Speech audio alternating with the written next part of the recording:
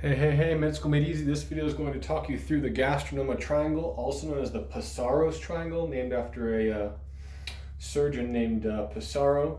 In any case, this is the location of where, depends on who you ask, but 80 to 90% of gastrinomas will be found inside this triangle. The three landmarks you're going to want to remember are here, here, and here. Those three landmarks are the junction of cystic and common duct, common hepatic or common the beginning of the common bile duct essentially, the junction of second and third duo, okay, and the junction of neck and body of pancreas. The neck is the part of the pancreas that goes behind the the superior mesenteric vasculature, so basically just distal to that.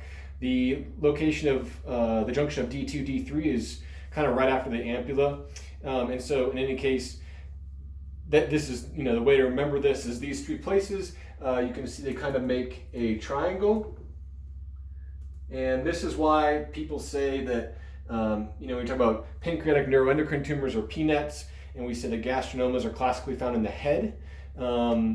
This is wise because the head is what kind of lands in the smack dab center of the Passaro's triangle. That's Gastrinoma triangle. That high yield for level 1, step 1, and on.